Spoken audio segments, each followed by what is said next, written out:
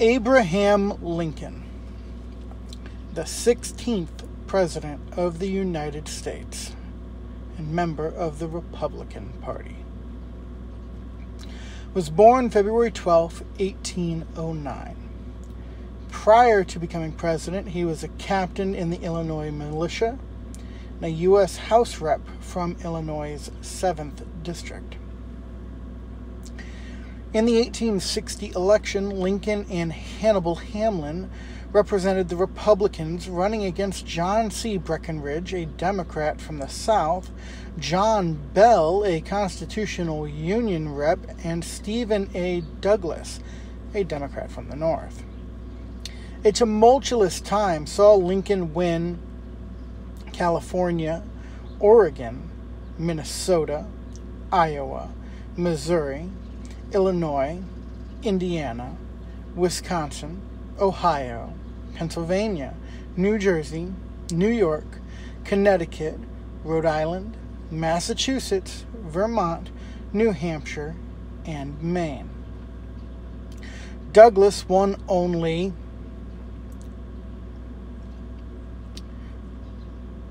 Missouri.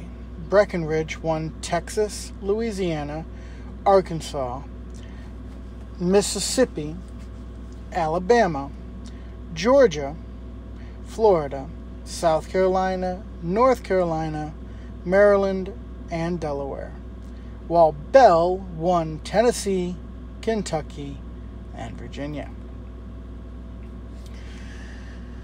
The southern states, outraged of Lincoln's win, would attempt to secede from the Union, which led to the American Civil War. The Civil War monopolized Lincoln's first term as he attempted to heal the country, quell the South, and free the enslaved population. In a show of solidarity, Lincoln took a Democrat, Andrew Jackson, as his running mate in the 1864 election. They ran against Democrat George McLean and his running mate, George Pendleton. Lincoln defeated McClellan in a landslide, taking 212 electorals to the Democrats' 21. Lincoln's second term saw the U.S.'s victory in the Civil War and the beginnings of Reconstruction, and the split of Virginia into two states, Virginia and West Virginia, as well as the addition of Nevada as a state. His presidency was ended by an assassin's bullet, making him the first U.S. president to be assassinated. He's best known for freeing the slaves. Little known fact, he made Thanksgiving a national holiday. His greatest accomplishment was the reuniting of the country and winning the Civil War. His biggest failure was going to Ford's Theater on April 14th, 1865. He was nicknamed the Great Emancipator. He was so called for his desire and eventual success in emancipation of the slaves. He died April 15th, 1865, at age 56, from a mortal gunshot wound.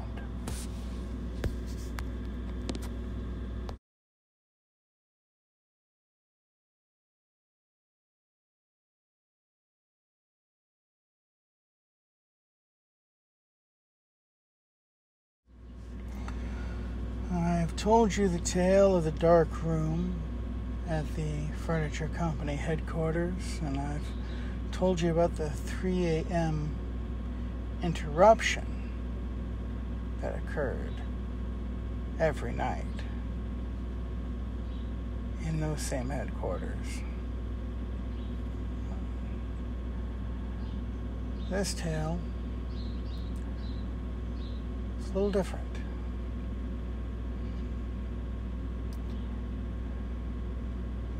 This occurrence followed the previous occurrences. It's one of the last things to happen. One of the last times I was at that location. I was not feeling well.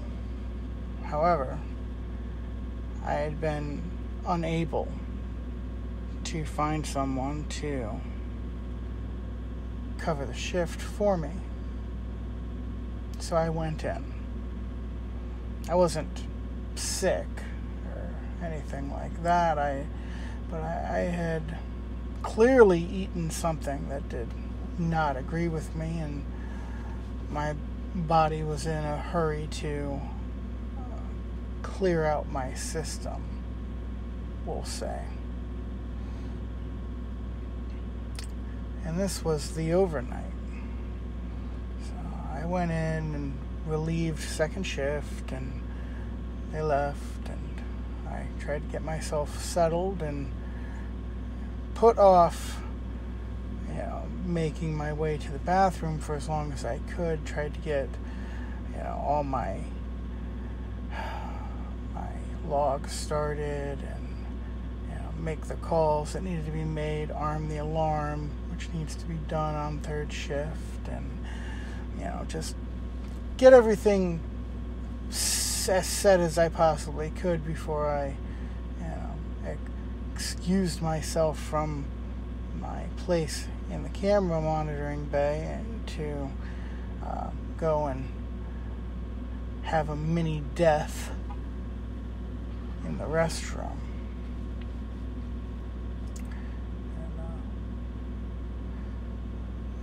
To make a long story short, and I'll try to not to be too awfully graphic about it, I spent a lot of time that night in the bathroom. Not all my tours got done when they were supposed to, because I was afraid to go too far away from the bathroom. Late in the night, I'd reached the point where I truly was just tired of using the bathroom. Every time I think I'm done, my stomach goes and I end up heading back. It was irritating, frustrating,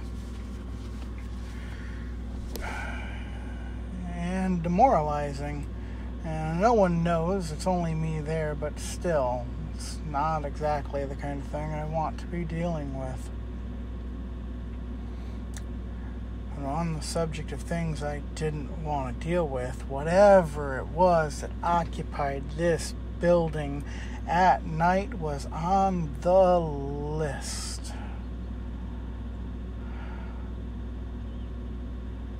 I was in the bathroom. The bathroom was down the hall from the camera bay.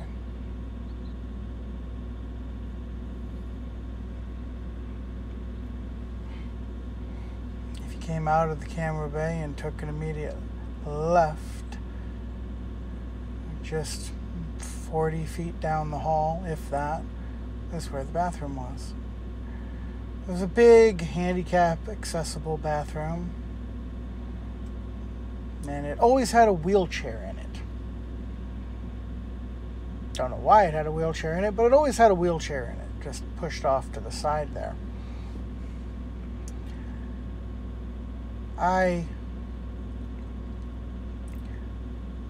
heard noise out in the hallway whilst I was using the bathroom. It was slight. I dismissed it as, my brain playing tricks on me, but I could have swore I heard somebody walking. Nobody's in the building except me. It's 3:30 in the morning. Maybe closer to 4. Nobody's there yet. But I could have swore I heard walking, but I dismissed it.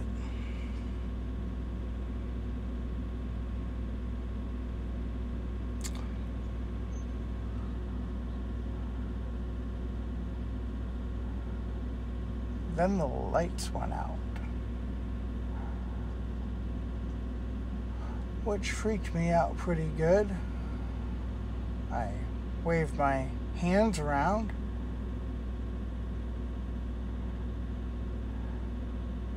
The light switch wasn't reachable from where I was.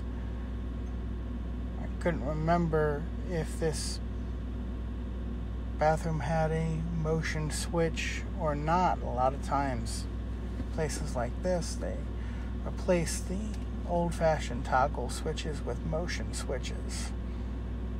I waved my hands around hoping it was a motion switch, and the light came back on. I sighed a sigh of relief. Till I looked over at the light switch and realized it wasn't a motion switch. I looked up at the ceiling to see if there was an occupancy sensor. There was not. There was no reason why that light would have went off. And there was even less of a reason why it would have came on when I waved my hands. As all of this began to occur to me, the wheelchair that had always sat in the same place all the years that I'd been visiting this place rolled across the floor and into the door.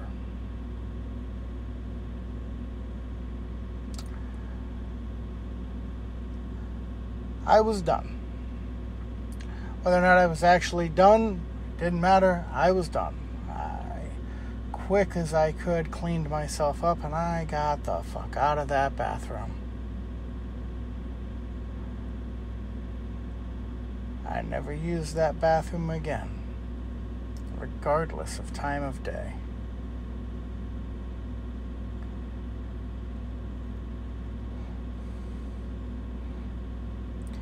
This was unsettling, but it didn't have the same ominous feel to it that some of the other experiences did. This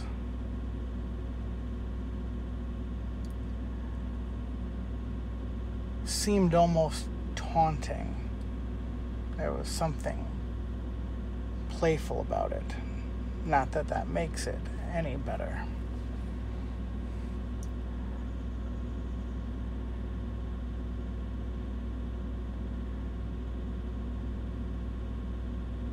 It's hard to explain what your brain does in those moments after you see something that should not be possible.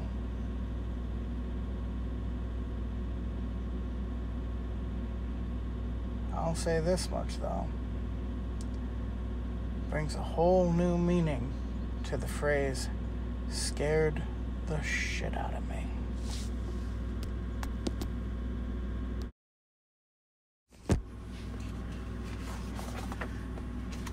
The following is an excerpt from Adventures in Grey Polyester, Volume 1, Ignorance, Ineptitude, and Indecency Inside the World of Hotel Security.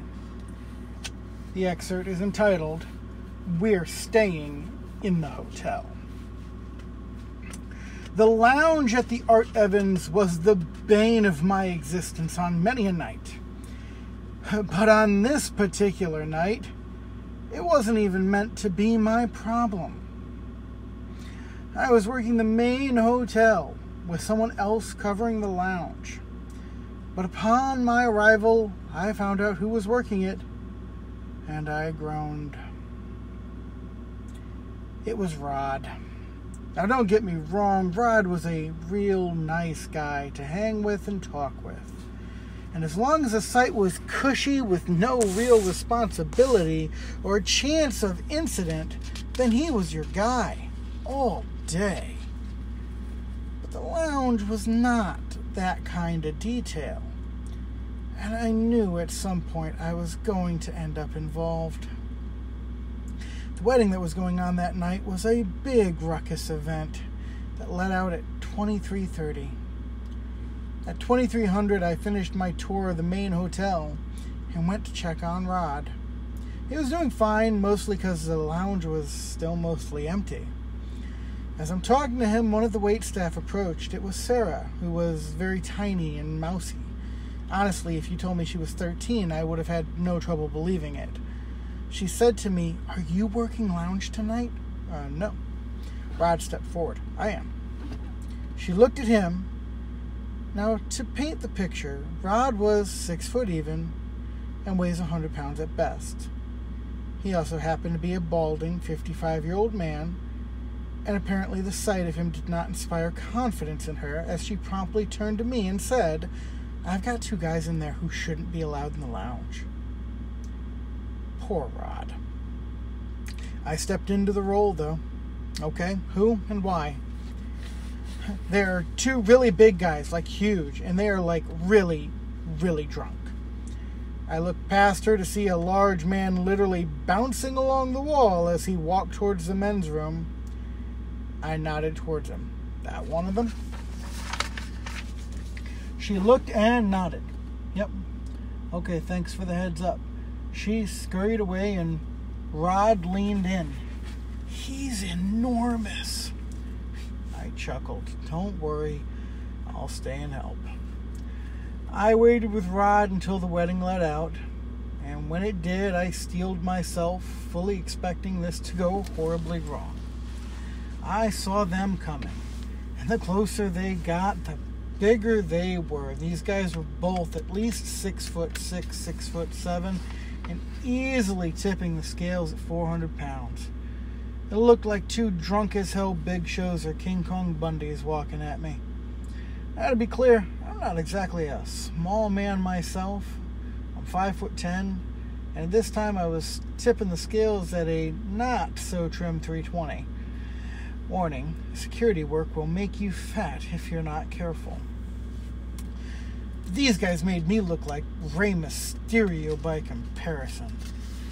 Once they got close, I stepped forward and held up my hand, off to the side, almost as if I was going to swear on the Bible or something, and said, "Hold on, guys. You can't go in there." "Why?" the bigger one barked drunkenly. I swear I could have got a buzz off this dude's breath, but I continued. "Look, guys, you've already had quite a lot to drink, and I can't let you drink any more with the state you're in." The smaller guy, if you want to call him that, kind of leaned on his friend, and the big one said, "We're staying in the hotel." I quickly responded with, "Which is wonderful, because if you were leaving, I'd have safety concerns." They looked at me like I had spoken Chinese, and then said again, "But we're staying in the hotel." I think at this moment, a part of my hope for humanity died, but I responded as evenly as I could. "That's good. You should go to your rooms." The biggin looked pissed and opened his mouth. I cut him off. "Look, bud, you've had too much. You ain't coming in here."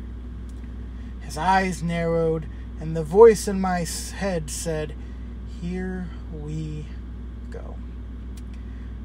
But it didn't happen. The little giant tells the biggin, "Come on, let's go." And they walked away. Once they were out of sight, Rod rushes up to me. "Holy crap, that was intense." I played it off like it was nothing. "Nah, just a couple drunk dummies. I think you should be good the rest of the night." I gave him the old fist bump and walked away. As I walked by the front desk, Selma shot me the "you good" look, and I nodded and shot her the okay sign. This was back before some jackass decided that hand sign was racist, and I kept walking. Once alone and out of sight, I breathed, because the truth was it hadn't been no big deal, and that shit could have got hairy in a hurry. I had no delusions at all about that. I continued my night as normal, but it wasn't over just yet. If memory serves, about a half hour went by before my radio lit up with Rod's voice. "Ken, they're coming back! Ken, they're coming back!" I rushed over just in time to see them walk into the lounge in their white t-shirts. So to make it clear, they went up to their rooms, changed their clothes, and came back down. Thinking what? Like they're gonna blend in? Like we're not going to recognize them as our angry, drunken giants because they changed out of their button-downs? But I digress. Rod didn't even try to stop them. He wasn't even at the lounge door. He was over at the front desk with Selma. I shot him an annoyed look and walked into the lounge. He followed me. The two biggins had made their way to the bar. I raised my hand and waved to the bartender. Got his attention. He looked at me and I pointed to them, and then I did the hand motion at my neck to communicate not to give them anything. So the bartender ignored them completely as they tried to get his attention. I stood behind them waiting. When they finally turned around and saw me, the smiles fell from their faces. But a smile formed on mine as I said, "Come on, guys. We talked about this." The biggin screamed so loud that everyone stopped and looked. "We're staying in the hotel!" I had officially had my fill. "I heard you the first dozen times, dipshit. But if I let you keep drinking and you pass out on the dance floor, how do we get you back to your room? Huh? I ain't carrying your big sloppy drunk ass." He looked so very confused, I almost felt bad for hollering at him. Almost. He opened his mouth to speak, and I held up my hand, pointing towards the hotel rooms. "I don't want to hear it. Carry your ass out of this bar and go sleep it the fuck off." The two of them left the bar and did not come back down. My nerves were pretty well shot after this, but I did my best not to let Rod or Selma know it. Once the lounge closed, I told Rod he could go, and I stepped back in to check on Mac, the bartender. One last time. He was an old guy from Queens, and he put a shot glass on the table and said, "What do you drink, kid?" I laughed. "Can't. I'm on duty and in uniform." He looked down his nose at me and said, "Fuck that shit, kid. You earned it tonight. Now pick or I'm gonna pick for you." I nodded. "Whiskey." Mac proceeded to pour 2 shots of whiskey and raised his up. "Salud." "Salud, paisan."